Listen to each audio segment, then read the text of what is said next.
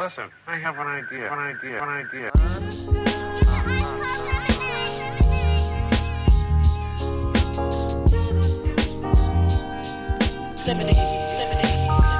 how I feel when you make lemonade. Whatever today has given you. 5'11" headaches, still call it Thanksgiving. True.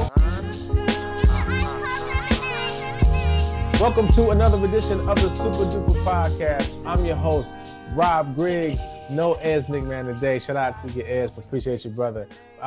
We're definitely here. Happy to be here. Got special guest, the one and the only Dr. Dwayne Williams. What up, world?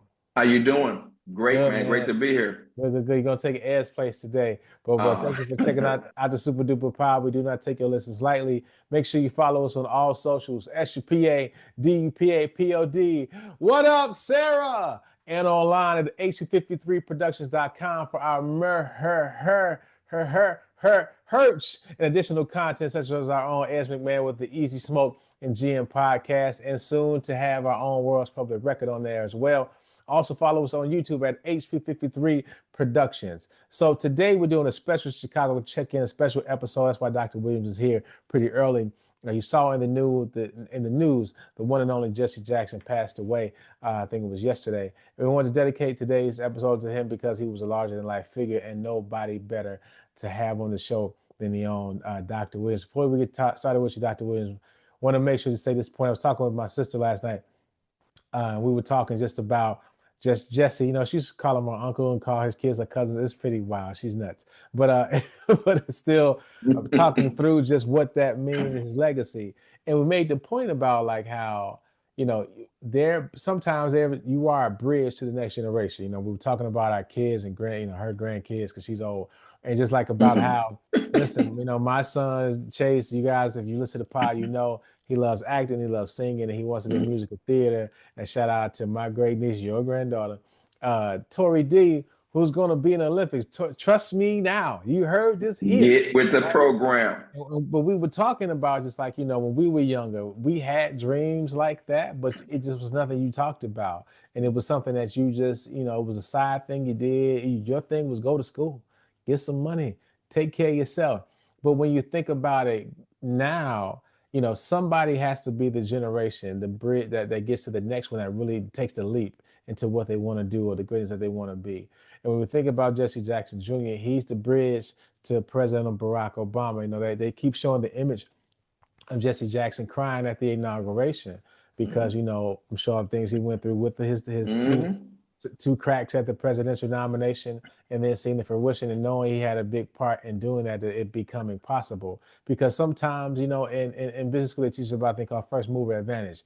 Sometimes it's not an advantage being the first mover. Sometimes as the first mover, you're at a disadvantage because everybody gets to learn from your mistakes, but somebody got to move first, right? Somebody has to go first. And shout out to Jesse Jackson for even trying because, again, the biggest thing is people thought they'll never see a black person. And obviously he wasn't the only person to ever try to run for president as a black person, but he was the one that made that big dent. It was like, wait a second, this can happen. When I was thinking about Jesse Jackson, you think about all the wonderful speeches that he made. And again, his ties to Chicago is just like, as we were talking before recording, I stopped because I'm about to give the pod away.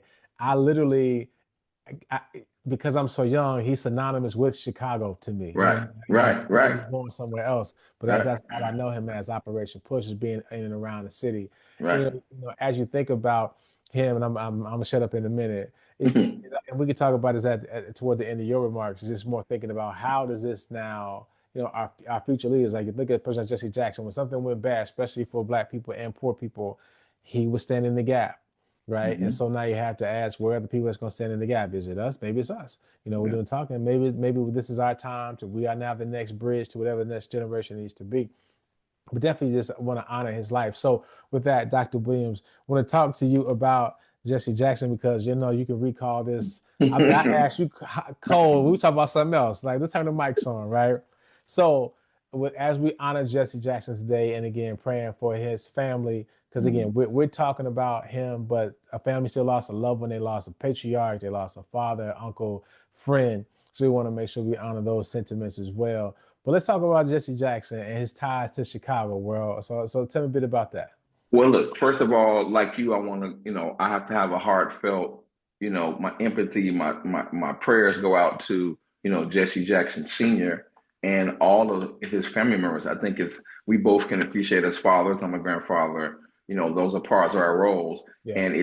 And no matter how public we are, we still, as someone told me, once, my mother might be Diana Ross, but she was just mama to me, right? He's just Jesse. So he's the person's father. And I always start with it. That's the center of who he was.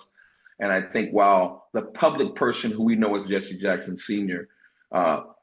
Left an indelible mark on our country, on the world, I think the first thing we got to realize is that this is the person who started in South Carolina, who was someone who was on the outskirts, who was a person who was, rejected by his father, rejected by his stepfather. And then you have a choice at that point. You either become bitter or you become better. He became better from that moment. He was a person who had confidence. He was a person who realized that, guess what?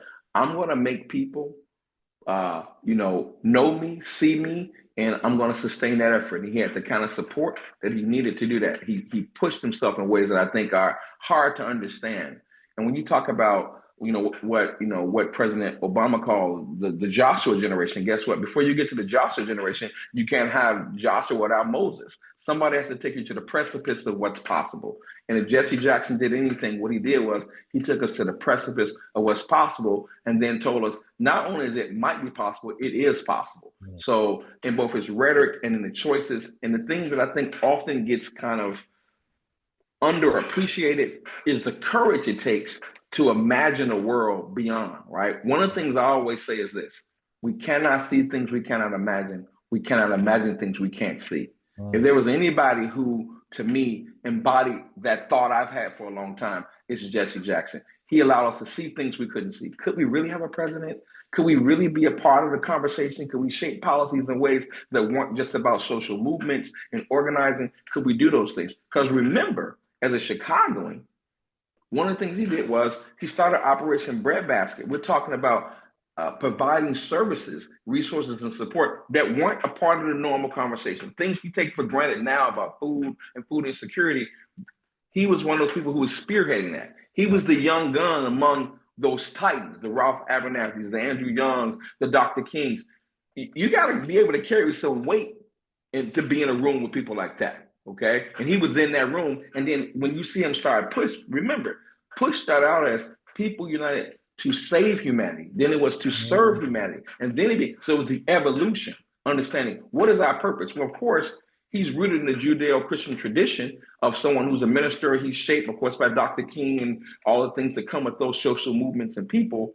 But he moves to the north. He takes that conversation from the south to the north. He takes it to arguably the toughest city. I certainly think it's the toughest city to make a way in. And he makes his way in there. And for a long time, he's an outsider. He's pushing, he's agitating, he's trying to get results, both social, economic, cultural, political results. And I think the thing that made Jesse Jackson kind of shift from a guy who was just an articulate, good troublemaking minister was the election, of course, of Harold Washington, because he thought, well, progressive ideas can be translated into politics. We saw it, right? So again, I remember very clearly Harold Washington running for mayor the first time in our great city and winning, right? When he won the first time, it was a game changer. But guess what? Jesse Jackson was like, okay, I got this movement, I got this organization, but we can be a part of politics. We can actually move into the mainstream. And it was that particular election, the election of our late great Mayor Harold Washington in 1983 and then again in 87, that planted in Jesse Jackson, I'm going to dream something that's possible. If Harold Washington can be mayor of Chicago, I can be mayor. I can be the president of the United States. And people thought, well, that's crazy. That's ridiculous in 84 and 88. But it wasn't ridiculous. You saw him expand the possibility of voters, change who gets to participate in all aspects of it. So for me, people often talk about, how he rhymed. But guess what? Those rhymes weren't random rhymes. Those rhymes were connecting rhymes. He was connecting to what was possible. Everything about Jesse Jackson the question is, what is possible?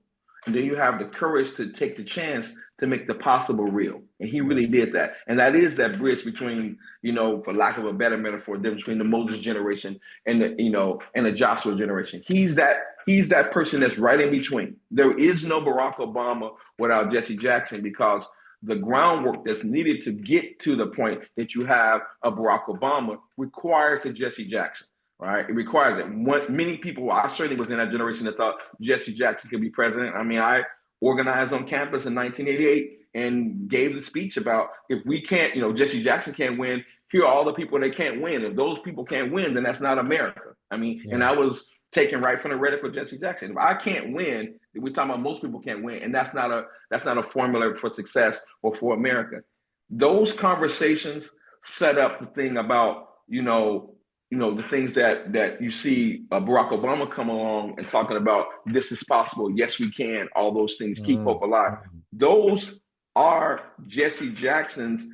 He's the foundational bricks, and although they may be different politicians in their personalities, they're not different in their possibilities, how they imagine possibilities. It takes courage, it takes imagination. Both of those two politicians have it, but guess what? Jesse Jackson had it first. So he reached his 84th year, and I will say it was a job well done. Absolutely. It's a job well done. Well done. And and there's you kind of alluded to it, like there's no overnight success in this thing. Like President Obama didn't just pop out of nowhere. Like some stuff was laid down. But also, I think you made a point just thinking, because I think we take for he's a life that we've taken for granted. I have to admit, right? Especially when he got out the limelight due to his health. But it's like he was there with Dr. King all the way. Like he saw so much, you know what I mean? And I was thinking about this. I wonder how that impacted him. I mean, it's like duh moment of the day, but like seeing Dr. King be assassinated, right? And witnessing that. And knowing him intimately, right? Knowing how to sit behind the scenes when the mics are off and the people are gone and seeing, or maybe he's nervous, but he's still pressing through. And like, you can't shake that. Like a lot of times, and even in the Bible, right? There's people, they witness Jesus right there. It's like, you try to kill me, I don't care. I saw the man himself. You know what I'm saying? Right, like, listen, right. I saw it with my own eyes. I'm a witness. I'm a witness. So it's like, just thinking about, you said, like you said, he had to be a bad boy to be a young dude, because he was a young guy. I mean, all of them are young, but you know what I'm saying? Like a really young guy to be with him. Right. And when we look back, it becomes awesome. Remember, he's 25, he's 26, he's a seminary student, he's leaving seminary, he's asking the questions. He's doing the thing that all dynamic students are doing. He's going into the space and making his presence felt. He's looking around and asking himself, how do I become a part of this larger conversation that's happening in the world, this social movement, we call it the modern phase of the civil rights movement, and then he's making a connection. There is no doubt that in Jesse Jackson's mind and experience, he sees himself as obviously a clear disciple and descendant of that tradition. But the thing that he does that separates him from those other disciples of Dr. King is he extends it. He extends that tradition, right? He extends it geographically. He extends it in terms of the conversations that he's having about, how we organize.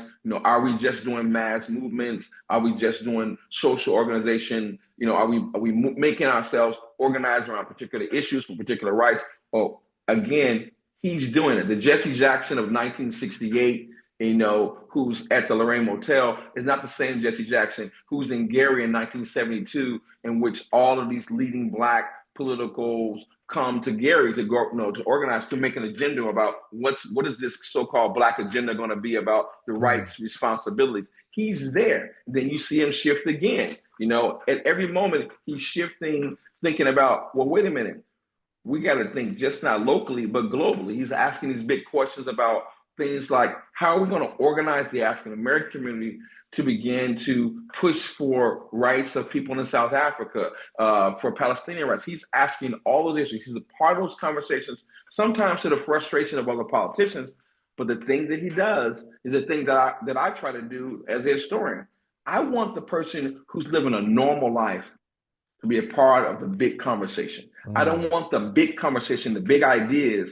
One of my mentors, Peter Ratfield, always talked about, you have an affirmative obligation to take stands on the big issues of the day, that you should be thinking about them and you should be kind of weighing in. Well, Jesse Jackson figured out, that you can't be static, right? There's change over time, and you got to know when and where to enter the conversation. And sometimes that's going to rub you the wrong way. Right? Did he make mistakes? We can talk about the number of mistakes that he made, but guess what? You can only make mistakes if you're trying, right? You can't have shot attempts unless you take shots. And so he was a person who was seen as an authentic and powerful voice for working class people, for those who were marginalized. And of course, it was the language. You think language is just words. Language is connection. All people resist by telling their stories. And when you have good storytellers telling your stories get heard. Jesse Jackson made sure that those people who might not have gotten their story heard, got their story heard. He asked questions. He raised issues. He elevated the conversation about things that were important to people who might not otherwise be a part of the conversation. That's a legacy that is going to extend. That's going to be sustained, right? Because there are lots of issues that we talk about, marginalized people, communities. Well, guess what? He was doing it at a time when he was the trendsetter, not people just, he wasn't jumping on a bandwagon. He was the wagon. Mm. Wow. You know? So we talked about this a bit. And it's been on every news channel ever since he passed. Well, I was watching CNN, so of course this will come up because the connections to Barack Obama. We talked about it a bit, but I want you to lean into the presidential nominations, just like how that was. How I was talking to my parents about that. They were like, "Yeah, we remember that." It was like, "Wow, he was really running for president." You know what I'm saying? He got real votes. So just if we could just lean into that, because I know you touched on it a bit, just like, and I guess I never put those together. The ties to seeing Harold Washington be. I mean, and we take this stuff for granted now, but like. I can't, and I was maybe 5 or 6 when Mayor Washington was elected, but I remember the pride in my parents. Like, I remember that vividly. It was everything. Yeah. And you understand? And my parents aren't people, well, my dad more now because he watches the news all the time. But my mom, man, she didn't really move. Like, it got to be a lot to make her like kind of get emotional. I remember her still to this day, but I remember then when Mayor Washington died, and it's like they were heartbroken. You know what I'm saying? I think you and Sharon, but y'all did y'all go down? Y'all saw? Yeah, of course you did. Man, listen, I did all that stuff. I organized. I went downtown on the whole debate about who was going to be the next mayor and replacement. I was actively engaged in that. And listen, I remember Lou Palmer talking about "We Shall See" in '83, which was the campaign that laid the groundwork for Harold Washington. Guess what? Lou Palmer, Jesse Jackson, they all are organizers. So to come to your point about, hey, let's talk about the '84 election. Remember, Harold Washington wins in '83. You got this whole conversation, this progressive, the real progressives. I'm not talking about liberal. I'm not talking about placing the word liberal with progressives. I'm talking about a progressive set of policy agendas and ideas about what to be the center, how resources to be allocated, and to see the person who at that time becomes the mayor, first Black mayor of the second largest city in America, winning on a progressive platform is powerful. Jesse Jackson says, well, guess what? I'm going to take that platform from a local win to a national win. They did two things. They learned that, hey, national elections are about primaries and regions. You have to organize. How you organize has a lot to do with the number of delegates you pick up along the way. They learned in '84 that guess what? The delegate system was really designed to draw outsiders because, the way in which the Iowa is a caucus, New Hampshire is a primary.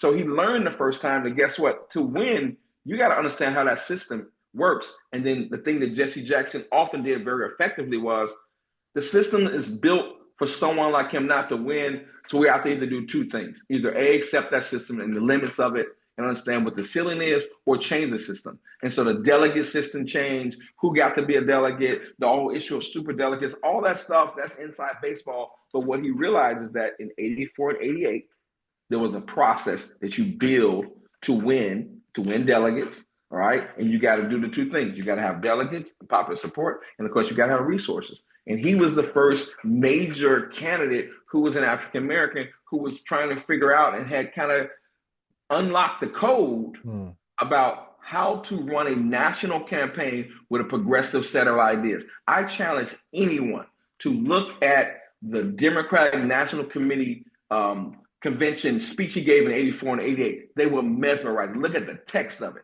So people often look at the refrain of I Have a Dream speech, but the best part is the things that Dr. King says before he gets to the refrain. The same is true for Jesse Jackson. Look at the ideas that he's talking about. Many of those ideas are now part of the common language that we talk about what the Democratic Party is, what progressive politics are, what are the right ways and wrong ways to go about things. He's really someone who is foreshadowing the best of what Democratic politics are. But he learned that. They ran a real campaign. It was a national campaign with an infrastructure. in '84, it was kind of what I call a maverick campaign. It was a guerrilla campaign, but in '88, they got really sophisticated. They had, folks on college campuses, they had groundwork. So he learned those things. Guess what? From '88 to the time to 2004 or 2008, Barack Obama benefits from that. So it's not happenstance. Many of those people who were rooting for Jesse Jackson, if it's not them who are involved in the Barack Obama campaign, their disciples and descendants become a part of that. So yeah, it was a learning process. But remember, it started in Chicago. It started as a local election with progressive politics. People were very proud of Harold Washington. They were very proud of Jesse Jackson. And just like people claim ownership over Barack Obama, it's the same kind of pride. It's just that each one of them represent a level of what's possible. And we love Barack Obama as a political figure, in part because what he does is say again what Jesse Jackson said. It's possible because we made it real. It's not possible because this is not quantum physics. It's possible because gravity works. It's 9.8 meters per second squared. We proved that gravity could pull us in ways we never thought possible. Absolutely, man. And so, when you think about Jesse Jackson, we hear this a lot of times, right? About legacy and just, how it impacts, especially when somebody passes away. Right. What do you think is, and I know you touched on it a bit, what do you think is Jesse Jackson Jr.'s legacy and how we should be remembered? I'm gonna correct you into it. It's Jesse Jackson Sr. because Jesse Jackson Jr. is my what I say? The son. You said Jesse Jackson Jr. My bad. Jr. Yeah. Again, give the father his due. We both fathers. So Jesse there we go. Jackson Sr. I'm sorry, sir. There you go. I'm all over the place. I got you. Yeah. I think the legacy is manyfold. I think the first one is, again, the idea that the local and the national are linked.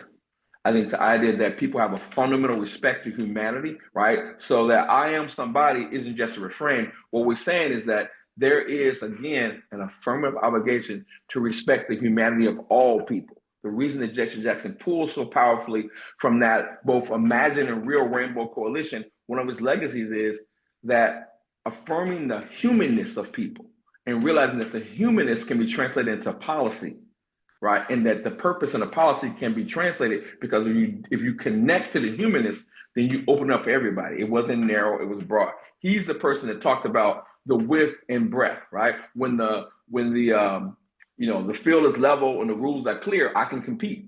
So he's the person who really put that into place. That is not just kind of the rhetoric of kind of possibility. It's like, hey, the humanness is possible. Who cannot recognize the humans? That's a legacy that he has. And I think ultimately asking himself that, as a politician, that we have to, one of his legacies is to recognize that you have to sustain the effort.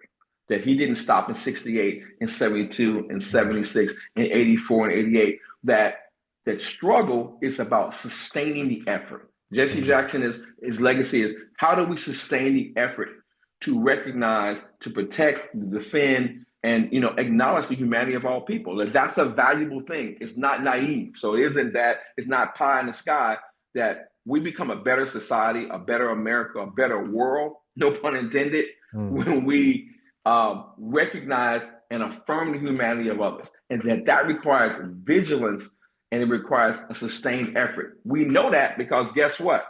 Between 1988, when he ran, and 2026, we live in a different world. And this is about who's going to sustain the conversation, the effort about what's important and what's at the center of the American experience, citizenship and humanity. He's the person who let us do that. He allowed us to do that. Absolutely. And I would say invited us to do it, really.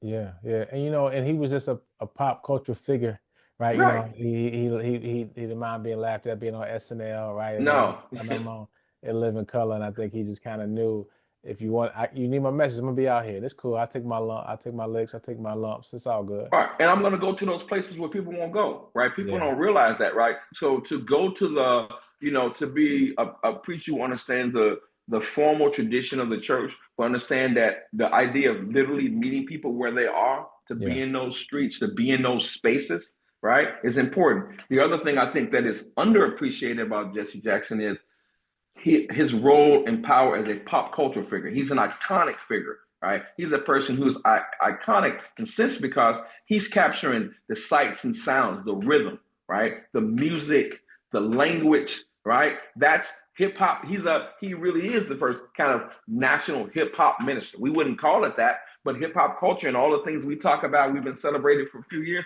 Well, Jesse Jackson is the person who's doing that. He's going, where are the conversations? Where is the pulse of the city, of the people? He's going to those places. He isn't talking about them. He's talking with them and to them. That's the essence of hip hop, right? Who has the rhythm, who has the sounds, the lyrics. We like Kendrick Lamar, we like Bad Bunny. They have that pulse on something. Well, Jesse Jackson, even though he's a minister, has his pulse on those things. And you have to be willing to go to those spaces and shoot pool and talk conversations and be able to do it in an authentic way. And I think it doesn't work in any culture, but especially in African American culture, if you're seen as a fraud. But if you're seen as authentic, people will support you and defend you, even if they think you're wrong. They'll talk about, this guy is real. He's authentic. He's talking in a way that makes sense to me. I don't always agree with the brother, but there's always that but. However, right? And then you look at the substance of what the guy is saying. The thing I want is beyond the honoring of his legacy, I want people to look at the questions that he's asking about our country, about what's important, about what priorities we should give, both nationally and internationally. When you look at the word, his sermons are powerful sermons about not just what's morally right, but what's right in a broader sense of the world. And that's beyond powerful. Yeah. And as we think about his life and get ready to wrap up a little bit, just, thinking about how are we connecting with the elders in our lives, right? And, how soon we are to push away. The older I get, the more I appreciate the, elderly people, especially, again, my parents being 83 and 82, well, to be 83 and 82, right? But it's like, God, thank God for that, right? But it's like, you start to hear their perspective and hear their stories about certain things. And even though, you still learn so much from them. And here we have Jesse Jackson Sr. I keep saying Junior, I don't know why. Jesse Jackson Sr. Sorry. Okay. But it's like, the life that he lived and so much that we learn. Like, I'm just so happy he was here and in our city making these moves and making these noise. But it just encourages. I encourage everybody, like, just because the elders in your life, they aren't Jesse Jackson Sr. and they aren't these people who are these high political figures, they still have history and keys to like the life we need to live moving forward. And they have a perspective that we just will never have because of years. Again, my dad always talks about how smart I am, but I always tell him he's the smartest dude I know because I'm saying, amen. Just because of his perspective and the life that he's lived. He's giving me great advice about things. He ain't cracked a book in the stuff I'm talking about, right? But he just has perspective. And I just, it saddens me that we didn't celebrate him more when he was alive. And I feel like, and I can't, I'm including myself in it, right? We talk about a lot of people on the pod. Jesse Jackson Sr.'s name didn't come up. And that's something I'm just I'll correct it as we move forward with the pod. But definitely, I'm just encouraging everybody to the elders in your family. They got the keys to how we live the future because, as we go older, there's a foundation and that's being built. It's being built from the people that were here before us, right? We got to a foundation. Our job is now to build on top of it so somebody else can build, and they build a very strong foundation for sure. Yeah, our elders are absolutely important. Listen, the other thing I would say before we come to a close is that Jesse Jackson is in so many ways, a Southerner who was transplanted to our city, but I'd be remiss and not talk about the power and the impact that he had on the nation's capital in Washington, D.C., and the impact he had both on local politics here and his role of being a shadow senator. And again, trying to elevate the conversation about local politics, about the District of Columbia being, in so many ways marginalized and disrespected, but with him as a voice for the local politics of Washington, D.C., he really did change the conversation about Washington, D.C., the District of Columbia, and the relationship to the federal government. And I say that because what elders give us is a way in which memory becomes more than just kind of a romanticized sense of what happened, right? What elders have is a knowledge to unlock the key to understanding the present. Elders do that. They've seen those things before. It isn't their first rodeo, as we say, but elders have wisdom, and you don't have to have you don't have to have Jesse Jackson Sr. as your father to do that. Any of our fathers can do that. They have our mothers, our fathers, our elders within our church and our institutions. They all do this thing of, they have wisdom. It is our responsibility as the generations, as the fathers now, not just the sons, to dig into that deep well of understanding, because they often have answers to questions that we wonder about. So we don't have to wonder kind of in the wilderness. Elders allow us to wonder in the present, wonder with support. That's what your father represents. I mean, I've known your father since I was a teenager, and I can tell you, he was wise then, and he's just exponentiating his wisdom. The difference is that you and I are able to listen, hear, and receive that wisdom. And now it's our obligation to use that wisdom. It's not enough to have them be wise people and give us wise counsel. We have to do that next thing, which is, how am I going to use the wisdom of the elders? Jesse Jackson was an elder, and maybe we talked about him less, but we were only talking about him less in an explicit way. Implicitly, he was always a part of the conversation. Yeah. And I would say every time you evoke the name of Barack Hussein Obama, and certainly in a local Chicago context, and they refer to him as a Chicagoan, remember, it's Jesse Jackson who's there standing both as a shadow, as a powerful presence, and as an elder to what you might do, what you might not do, and how you might do things more wisely, more successfully. He is a great resource. All our elders are. And Jesse Jackson is more than just an elder, because he covers generations in ways that there's nobody as a peer that can say they did that. Other people did some parts of those things, but he's the only person from 1960s literally into the aughts who was part of an important conversation about who we are as a country, where we're going as a country, and what's possible for us. I'll say that 1,000 times. Jesse Jackson is about how do you take purpose and possibility and make it real. He did it. We saw him do it.